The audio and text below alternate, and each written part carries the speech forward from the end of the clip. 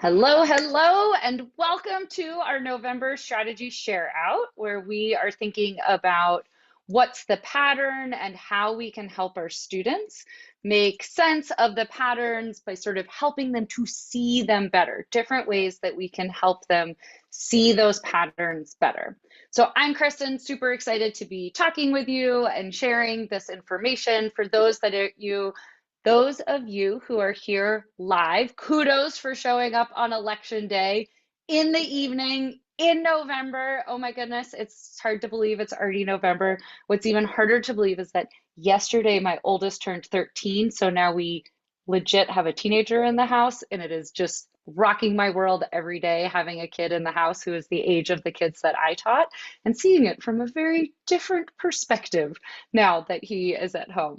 So if you would like, you can change your Zoom name to your first name and pronoun. We will be sort of sharing out and working together. Those of you that are here live, I just asked, we are doing a recording because not everybody can show up live with us. And so just stay on mute until we get to moments where you can jump in with questions, or if you have a question, please feel free to jump in, but just so we can keep the background noise a little bit quieter for that recording.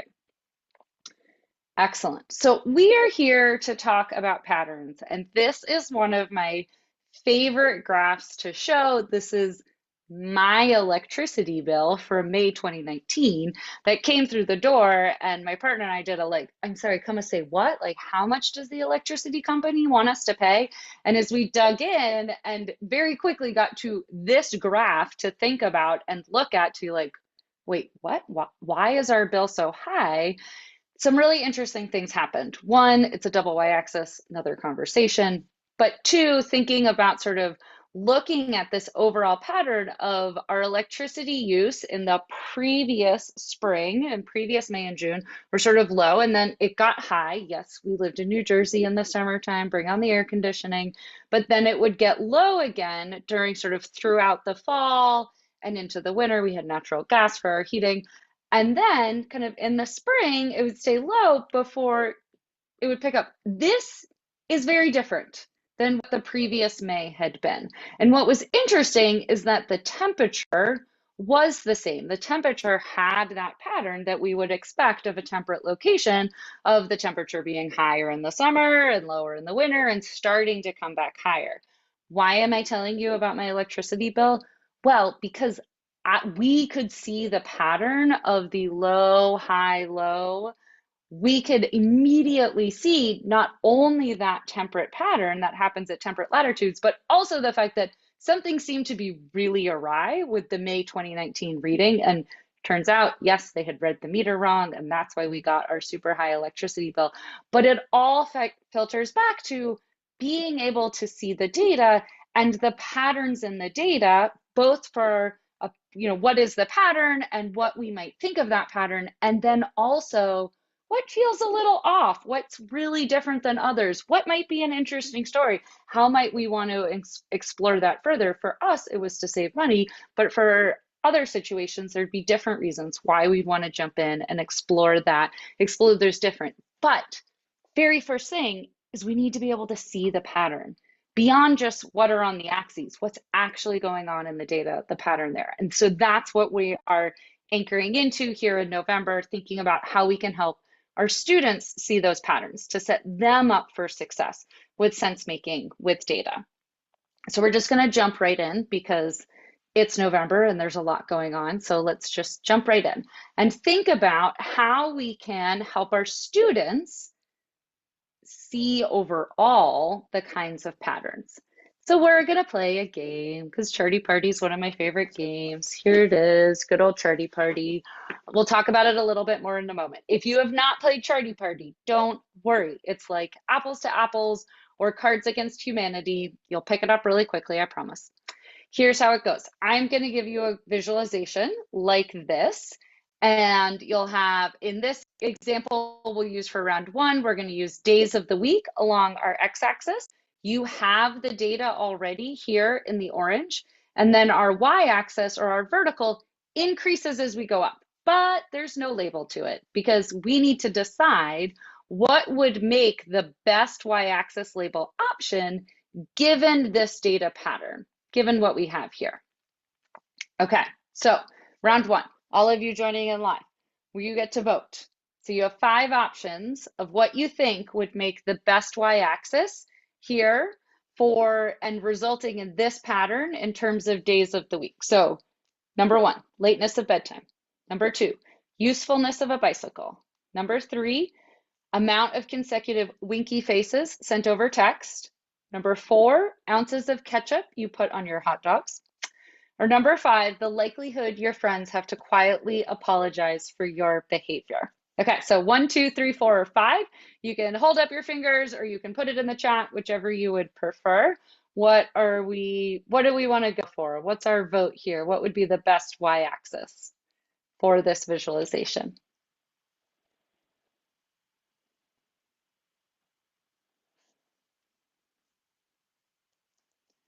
Okay, nice. Okay. I'm seeing, oh, we're split. We've got like some usefulness of bicycle. We've got some likelihood that our friends have to quietly apologize for our behavior. This is one of the reasons I love Charity Party, because we get different responses to the different questions. Excellent. Let's go to round 2 and then then we'll sort of think a little bit more about this. So same setup. Now we have a different visualization. We're looking at newest technology you use, ranging from radio to 3D printer. We've got our scatter plot here of our points and then this point out here. So our 5 options are height of hands in the air, being waved like you just don't care. Belief you could win a cooking show competition. Depth you fit your arm in a vending machine. How long you'll search before giving up.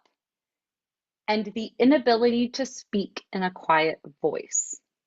So what are we thinking for this one, for round 2?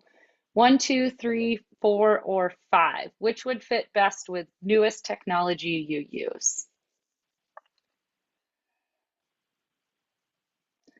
Okay, seeing a strong vote for number 4, how long you'll search for something before giving up.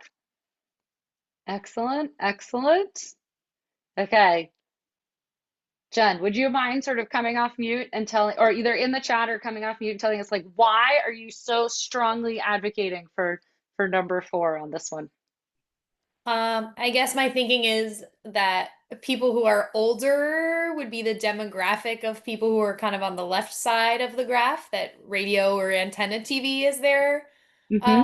most commonly used technology. And I think that they maybe have more time on their hands to look for things. I don't know. But as you shift to a younger demographic kind of on the right side, who's maybe more pressed for time or more interested in like instant gratification, that they might be less patient and less willing to invest as much time searching for something that they've lost.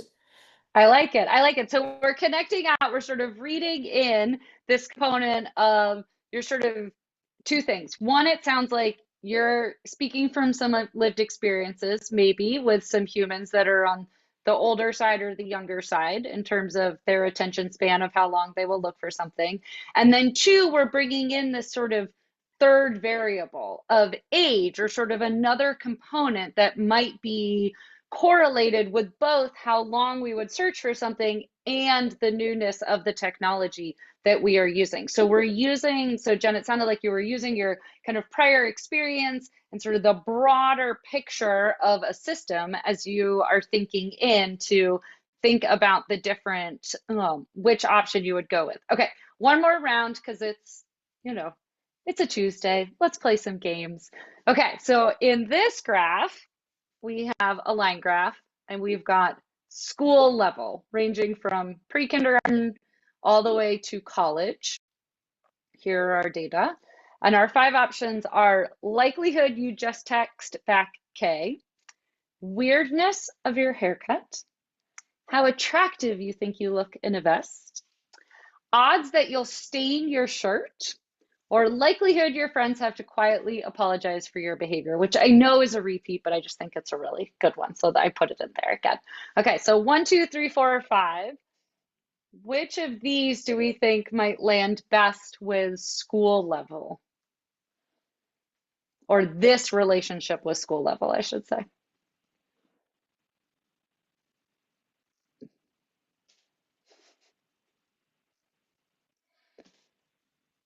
Excellent, excellent. Okay, so we've got weirdness of haircut, attractiveness, you think you look in a vest, different things like that. I love it all around, different components. So thank you for playing Charty Party. This actually was for a purpose.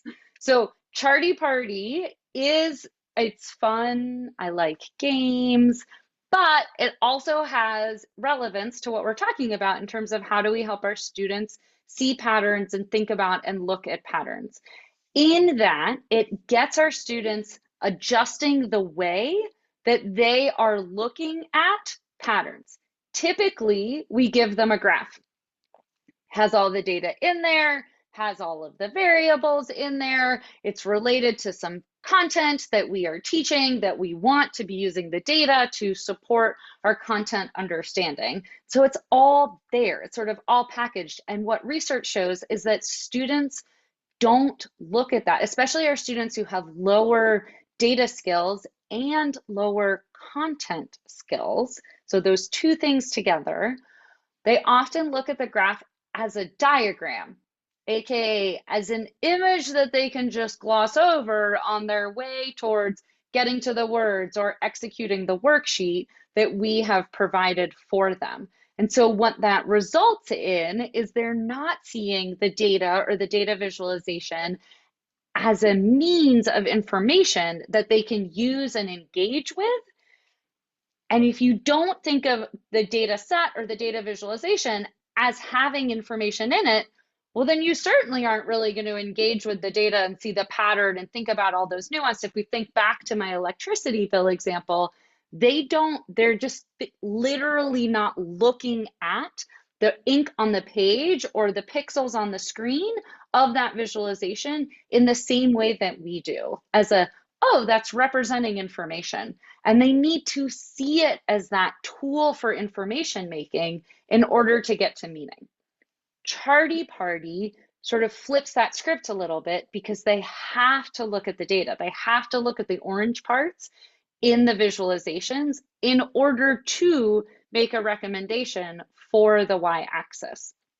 So it just gives like, it's just a different way to train the brain and help them practice. It's kind of the equivalent of like we do pull-ups and we do push-ups and we do bicep curls, all to strengthen our upper arm muscles. Just pausing because my internet was lagged a little bit there. So it's all different ways to train the same muscle. Charty Party offers us, or something like Charty Party, or similarly Slow Reveal, the Slow Reveal resources offer us a different way at getting at looking at the data, sort of interviewing the data, what's in there.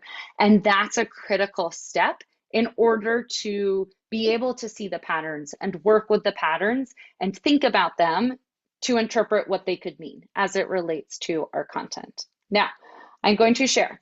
If you're excited about Charty Party, if you want to play some games, the purple box is the one that you want. The purple box, it's the all ages edition. The company made this purple box, all ages edition, after teachers kept contacting them and saying, I need more graphs and more y-axis options that are more student friendly. So you can imagine what's in the orange box. But great, very special games. That's the name of the company. They were like, sure, we hear you. And they worked with a bunch of teachers. It was actually pretty early in the pandemic to produce the purple box option of all ages edition. So I'm not trying to sell the game, just want to sort of shout out, it's always nice when we get a company that listens to teachers about what we need and different things like that. Any questions or thoughts about what we were talking about of sort of why something like Charty Party creates an opportunity to get students practicing looking for patterns in a different way and kind of the benefit of that as a strategy of helping our students see patterns overall before we keep moving forward? Okay, okay. Excellent. So if that's a strategy for how we can help students sort of practice and see the different patterns, then the other thing to think about is, okay, well, so what's actually going on inside of their head? When I was saying that research shows us that our students who are lower on our content, on their content confidence or content understanding, and students that are lower in their data skills, it's an either or, like a both and, they just physically see, they literally see the data visualization differently. So then it kind of begs the question of like, okay, well, so how do we see things? And how can we think about that as we're bringing data visualizations and data sets to our students? So the first thing that I just want to norm set us on is that although it might not feel like this with our students, we are, in fact, pattern seeking beings. We have been since the very beginning. It is actually what helps us walk in this world of lots of different stimulus that is 3 dimensions and requires us to have depth perception and see when things are moving. Like, we are constantly looking for patterns in the world around us. And because of that, those of us that are visually able, we are constantly trying to seek meaning and make connections from what we see in the world and how we react before we even necessarily know what it is that we're looking at. And this is evolutionarily to our advantage. If we see something, right, like lurking in the shadows and moving, it is better for us to have a reaction to flee before we sit and like, I think I'm going to really figure out what that thing is and the size of its teeth, things like that. So we have evolved to seek out patterns, to seek meaning, and react from initial visual stimuli. It can create some kind of funky situations though when it comes to our data visualizations, like here, where the first time I saw this map of Australia, I had a moment of being like, I didn't realize there were such big rivers going through the middle of Australia, because I jumped to the making the connections of blue squiggly things on land are equal to rivers, and therefore those blue squiggly things all over this map would be rivers in Australia. They are not. They're actually natural gas pipelines, as they are. That is what they're trying to represent in this visualization. So just when I sort of go from a place of we are trying to seek meaning, it just sometimes gets a little bit in the way when our students are working with different data visualizations.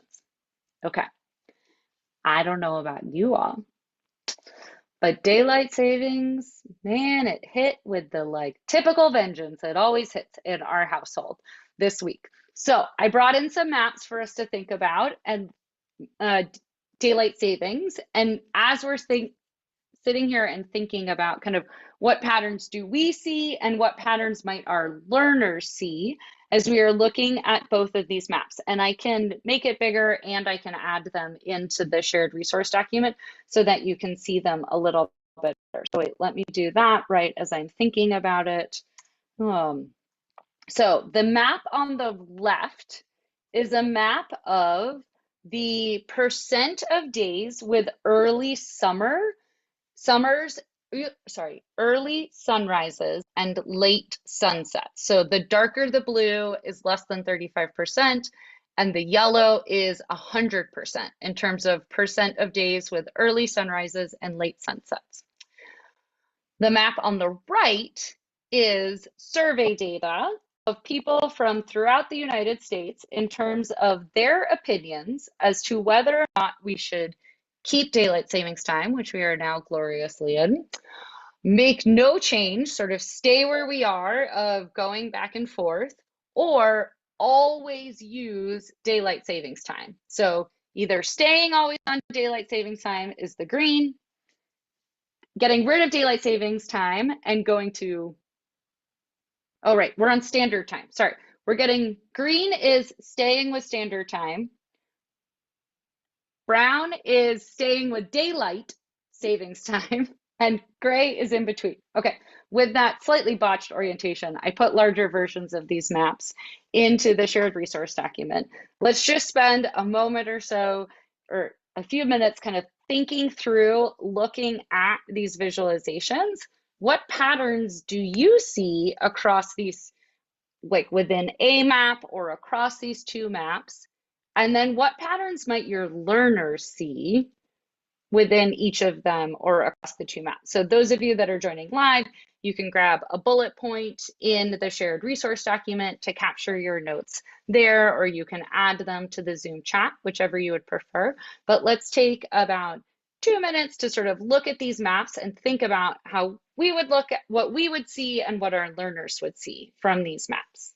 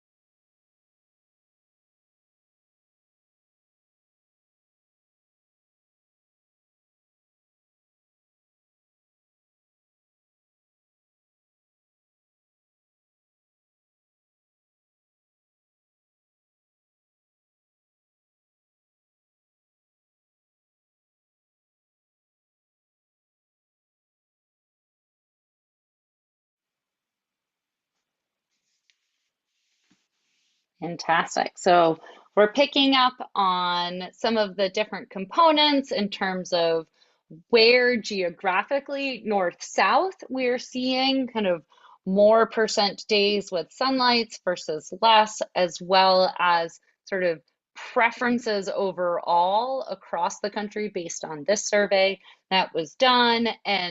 And also this really interesting that's happening right along the time zone change on both of the visualizations, and that switch over, right? You go from one side to the next, and it's an hour difference as we cross our time zones. And so we're getting some interesting things happening right along those time zone lines as we are going through.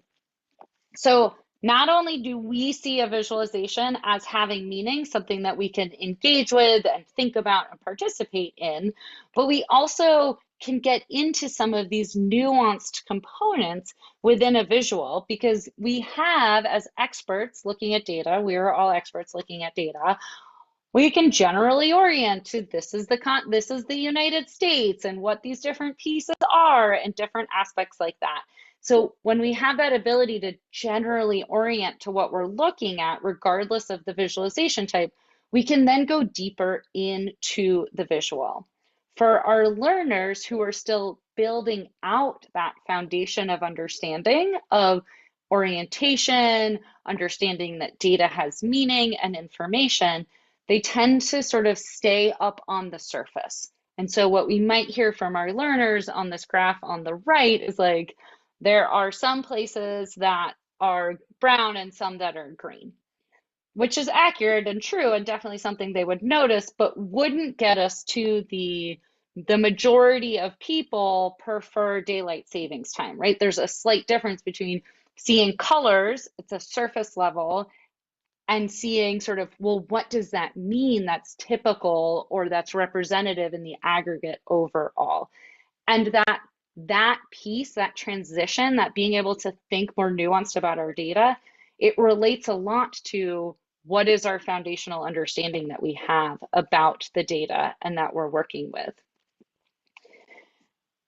Because when we visualize things, when we take in visual information, those of us that are visually able, there is a visual processing, a hierarchy of our visual processing that is happening instantaneously without us even realizing it. And it happens whenever we see anything visual. We go through these 4 different steps.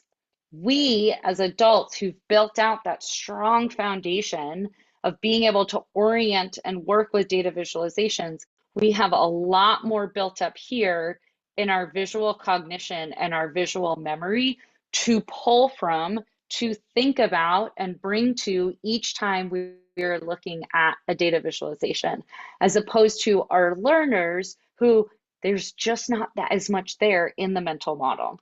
So the visual hierarchy, I'm going to kind of explain it as we're giving an example of when we learn how to read.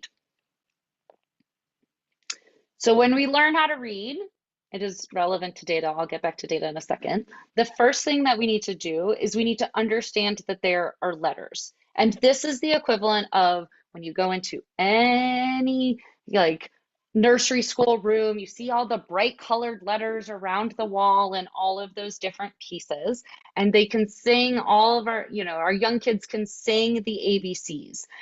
And so what we're doing through those different components, I mean, we're doing a lot of variety of things, but one of the things that we're doing in terms of preparing our students to understand our language and our written language specifically, because we actually need to know what the letters are to read our written language as opposed to just being able to speak and converse with one another, is we're building out their understanding of visual input, that the sounds that we make and the words that we have are combinations of individual letters. These visual pieces are individual letters.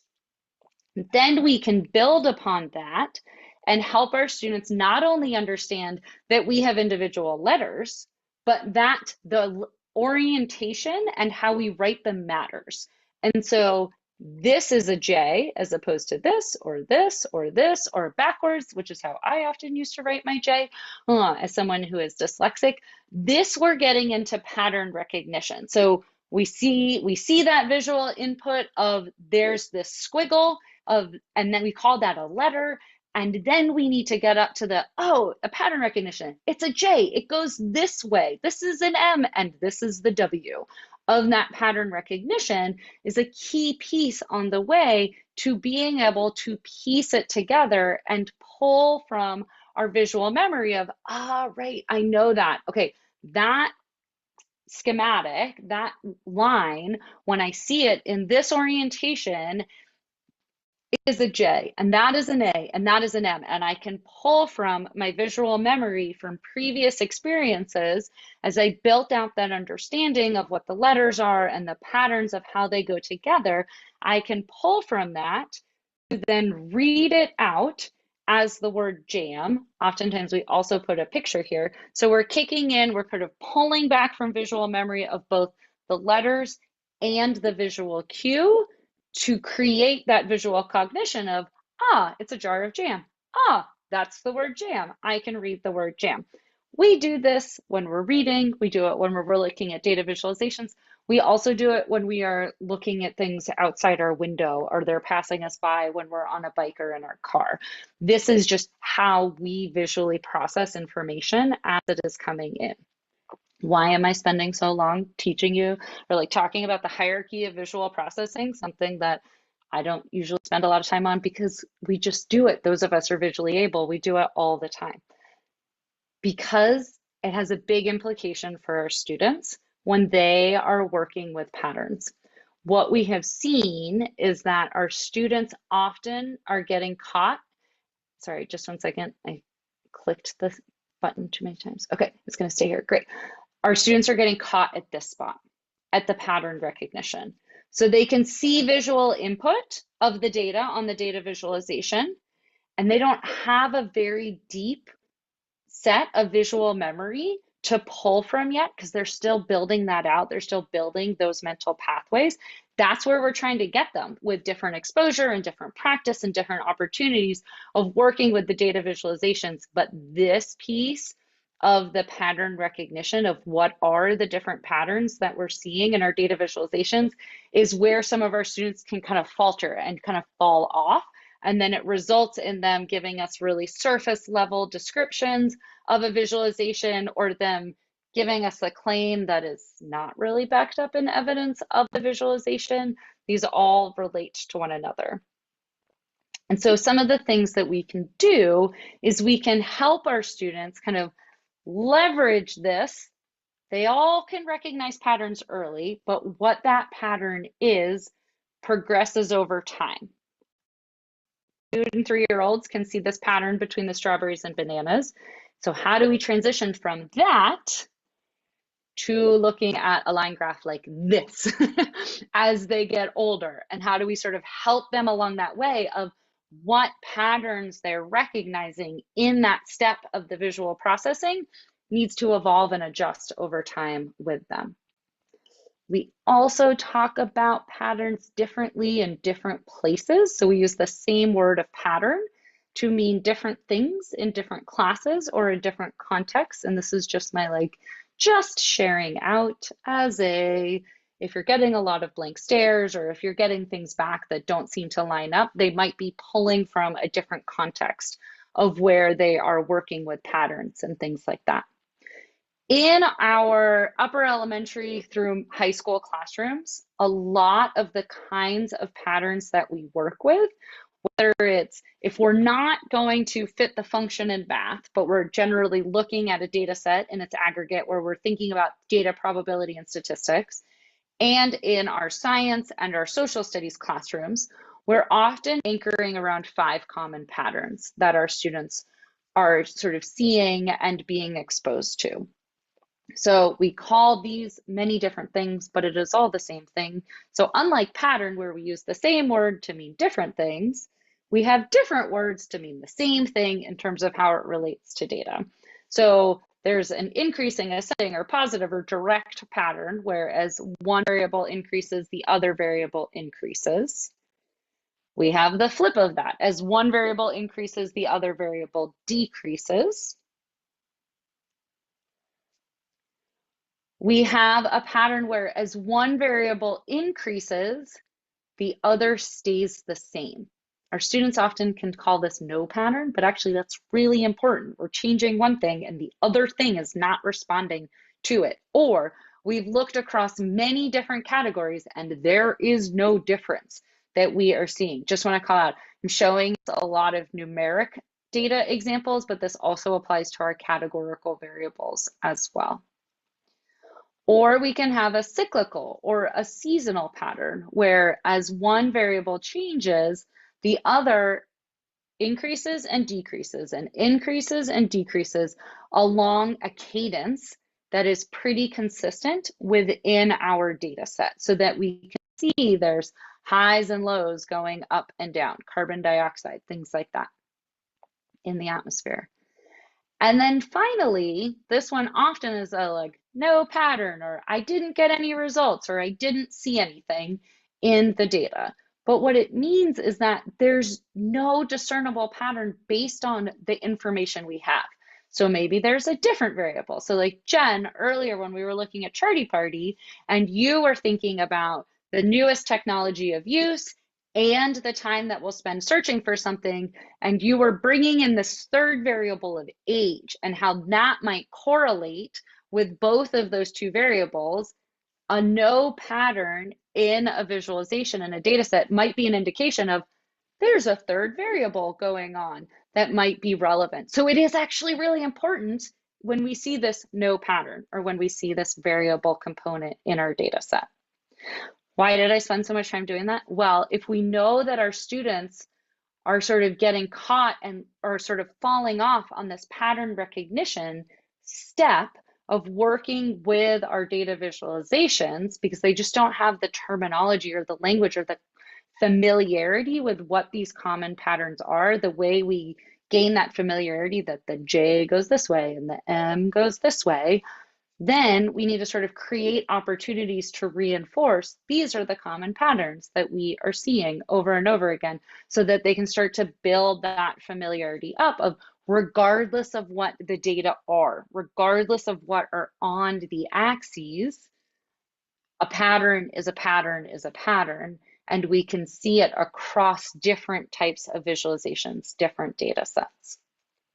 Okay, that was way too much of me talking right in a row. So I want to give you time to sort of pause and think about which of these common patterns show up in your curriculum. You can share in the Zoom chat, you can drop it in the shared resource document, and do your students know them? Like if you were to go into class tomorrow and pull an example, pull a graph from the news, from your social media, and put it up there that had one of these common patterns in it, would your students be able to describe it? Maybe they wouldn't give it the name that I am using here, but could they describe it the way I was describing it as one variable increases, the other variable increases, things like that. Okay, I'm going to stop talking so that you can think, reflect back on sort of what's shown up so far this year in your curriculum in terms of these patterns.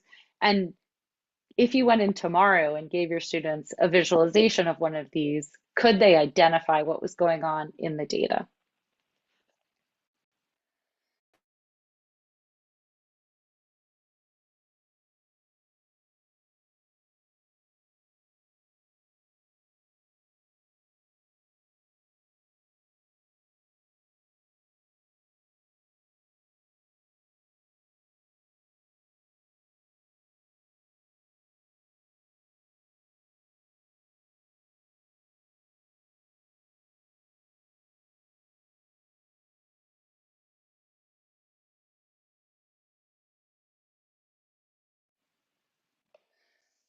Rosa, can you say a little bit more about it would depend if there's a title, a legend, and label on the axes? I'm guessing that's sort of going at the like, if you were to give something to the students, would they be able to talk about it? Yeah. And I use them for warm-ups a lot. I do a Yeah. lot of graphs and I look for different things depending on the topic that we're talking about, but they're usually pretty good if they have some hints or clues. If there's a title, is the x-axis is labeled, the y-axis is labeled, if there's some sort of legend, they could figure it out. But for example, these ones here that you're sharing that says increasing, decreasing is just the pattern. So they will Mhm. have no clue whatsoever what we're talking about unless I make some sort of verbal connection. Which is interesting. I mean, in some ways, that's great. They are pulling off of their prior experiences where we've shown them visualizations that do have axes, that do have titles, that is providing information. So they're cueing in to those pieces of information. Sometimes we have to remind them to, but they're cueing into those pieces of information to get it to a point where it can be transferable more quickly and more automatic the way we get to with letters, thinking about sort of different opportunities, showing them different things. It sort of connects back to Charity Party of taking some of the pieces away and asking them to do it without all of those pieces. Because sometimes in the real world, adults either on purpose for a good intention leave out some of those visual cues, good practice in data visualization sometimes, and sometimes leave them out for maybe not the best of reasons. And like making sure our students sort of can know how to look for them Mm-hmm. and make sense of the data, even if they aren't there, is sort of a broader kind of critical getting ready for the real world type skill. Mm-hmm. That's great. Thanks for sharing. That was really helpful to hear some of those other You're pieces. welcome. Like I did a real example today. I'm teaching currently anatomy and physiology, and we just started the nervous system. So I usually start again with an activity that will catch their attention. So today we were doing a reaction time where they drop a ruler and they have to pick it up. So we collected data on that, and about half of the class, we collected distance. We have different trials. We collected the distance. Did you pick it up at 3 inches? Did you pick it up at 6? Was it 8? Did it drop completely and you couldn't catch it? So they got the data, and I said, okay, let's make a graph. And honestly, about half of the class is like, so what do you want to see in the graph? What do I plot in? And I said, okay, think about the data points. We did distance, we did trials, we correlate that to time, what the graph should look like. Try to think what you should have in the x-axis and what you could have in the y-axis. So about half of the class did figure it out, but the other half, and I'm talking about seniors, is like they have no clue. So I had to guide them through the process. Okay. First, I want to make sure you see that we're all nodding our heads. This is not just you and your students. This is definitely something we see with a lot of students. My internet lagged, so I was waiting till I got up to you all. And some of that, so what I'm hearing is you've got some students who can independently think about the different pieces. and think about how it could go together in the visualization. And then you have others who are waiting to be told all the steps of Mm-hmm. what to do. And some of that is they just might be a little bit slower on the uptake of the picking up and the understanding the different pieces. Some of it might be that they have been told every step of the way up until your class. And so they have figured out like, well, if they just wait long enough, or if they just ask you for it, that you will tell them. This is not, I'm not throwing any shade. Could very well And be. and I want to share out that your seniors were in middle school during the pandemic bubble and Yep. the like Yep. crazy thing. And which variable to put on which axes comes up strongly in our middle school math curriculum if we're teaching our data probability and statistics units in middle school math, which Mhm. are typically at the end of the year. And for a lot of teachers that we've been working with over the last few years, as well as middle school math teachers, it got dropped a Yep. bunch during homeschool, during like remote schooling. And Mhm. so this is, yes, it happens with a lot of students, and you've got this extra layer right now going on with your students who are coming through because those key skills they probably missed. And so, or they may have missed, and then because they missed it, we've sort of been filling in, and so then they get Mhm. to senior year and they're like, okay, I'll just wait till you fill it in type of thing as they're going forward, which makes it really tricky in the classroom. But thank you for doing what you do.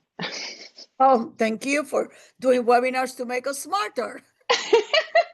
It's hard, but we can do it, and sort of creating those opportunities. What I love of what you said, Rosa, was like, well, what do you think, right? You created that opportunity for them to think and push them a little bit, right? We want that productive struggle edge, Mhm. not the we're throwing you off a cliff, you don't know how to do it. Okay, that's sorry for you, but also not a, okay, I'm just going to default to give you everything from the very beginning. Because by Mhm. senior year, we would hope that more of them would be able to do that. And by the end of the year, we would hope that almost all of them would be able to do that Correct. as they are going through and working Mhm. with those pieces. So to kind of wrap up this piece, and then I want to share just a few other things with you all before we wrap up and you go back to the rest of your evenings. Thinking about the curriculum that you're using, and when you're having your students, not when they're sort of making that visual, because there's all sorts of things that are going on. We're working with data, but once we get to the visual and we're having them think about, when we're asking them to look for the evidence, when we're asking them to get in and tell us like what's going on in the data, what can they see in the data, making sure they understand they have a strong foundation in the recognition, in the pattern, like that pattern recognition step of visual processing, of are they familiar with what these patterns are in general so that they can apply it to this new kind of visualization or these new variables that we are looking at? Because otherwise, as novices, they're just going from a, now I'm looking at a map of daylight saving surveys. Now I'm looking Mhm. at a map of snowfall. Now I'm looking at a map of election maps, right? And they're not seeing, oh wait, but they're all maps and they're all actually showing like, increases east to west or increases south to north, north to south, different things like that. They're just seeing them as distinct individual components, and they're not tying the pieces together as we're sort of showing them different pieces and asking them to look at it. They're having trouble kind of applying and pulling forward what they did in a previous experience. Okay, there are a couple of things that we can do to also help them see the overall patterns that leverage active reading. And I'm just going to sort of highlight this a little bit and then point you towards a resource if you want more information for visualization types that actually show up in your classrooms, because I'm going to show us a very elementary example as we're talking through this as a strategy. But strategically highlighting and sort of leveraging how our brain makes sense of things by strategically like annotating on the visual, getting our students to actively annotate and highlight on a visual can be a fantastic way to draw their eye in to what is going on. So typically we give our students a visualization without any annotations on it. Now, some of us might be using the I squared, the identify and interpret, where they're asked to sort of point at things and draw arrows and write notes on it. This annotations is a little bit different. This annotations is grounded in really thinking about a progression for moving from that surface level looking at the visualization we were talking about earlier to getting deeper into the full data on the page to help our students kind of make that transition to where they are as novices to where we are more as experts of seeing more nuance and more components in the visual. So step one is meeting them where they're at, which is they typically pay attention to individual cases. And so in this example, we could identify that 5 students were 49 and there was only 1 student was the fewest in terms of student heights. Step 2 is moving off of individual cases to think of sort of subsets of cases or smaller components, kind of zooming in on smaller components of the full data set, of the full visualization.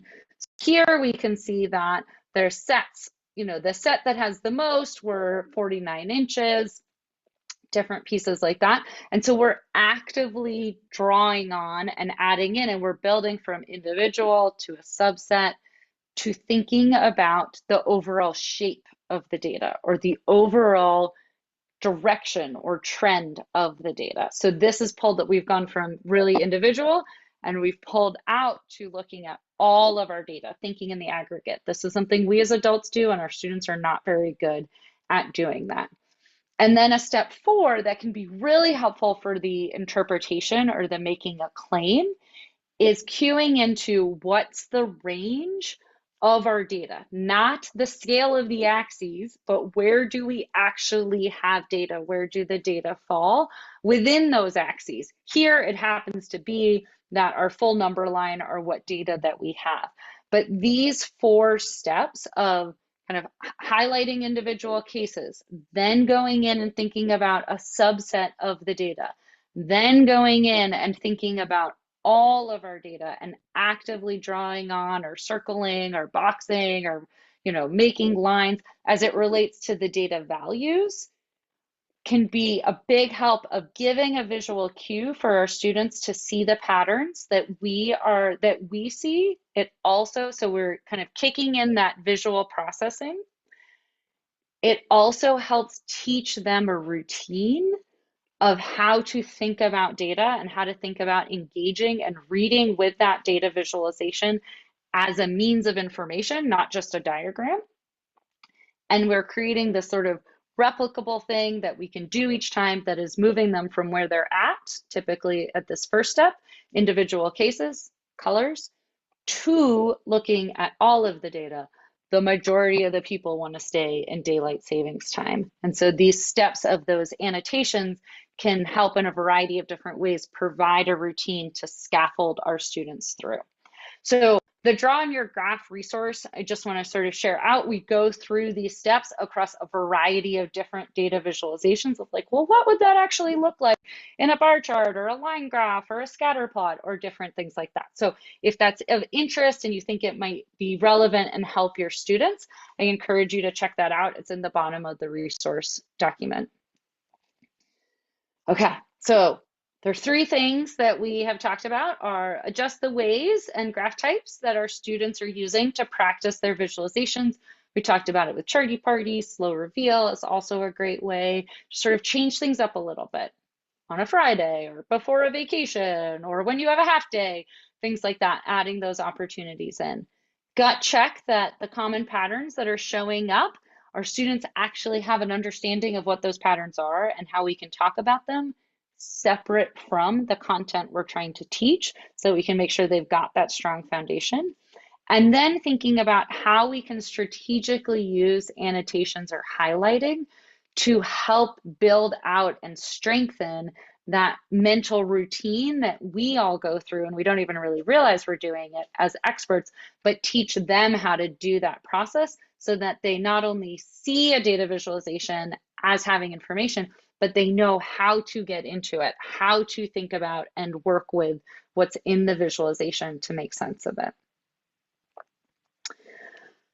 This all relates to describe and analyze patterns. And as we were talking about, like, there are lots of other things that go on when we are working with and making sense of data. So last month we were talking about visualizing our data. This month we're talking about patterns. Next month we'll be talking about interpreting data, different things like that. But there's just only so much we can sort of bite off as we're trying to think of individual strategies.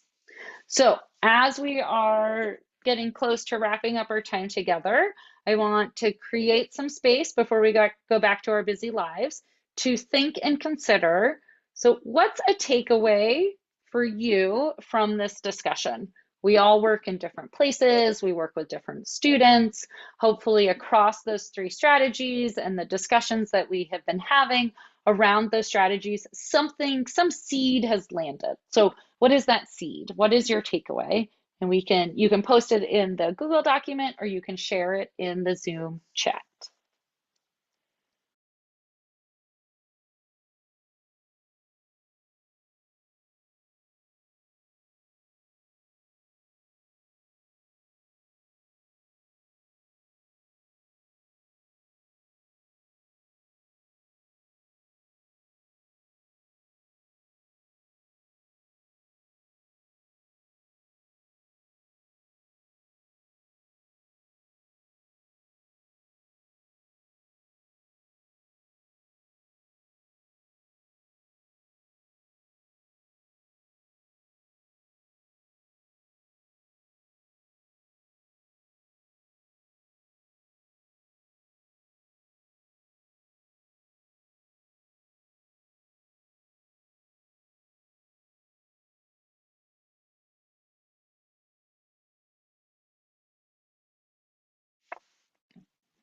Excellent. Fantastic. Okay.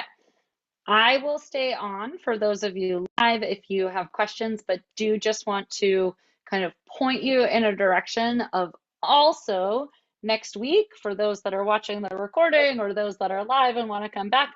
I will be posting an Ask Me Anything where you can join me live with any specific questions you have for your students around helping students make sense of data patterns and working with patterns. And then if there are other questions too, that is totally fine, and we can jump into those as well. But just want to share out, so next Tuesday at the same time, we'll be doing our Ask Me Anything live about data patterns. With that, I just want to say thank you for those watching the recording and for those staying live. I'm just going to stop the recording and answer any questions that you might have.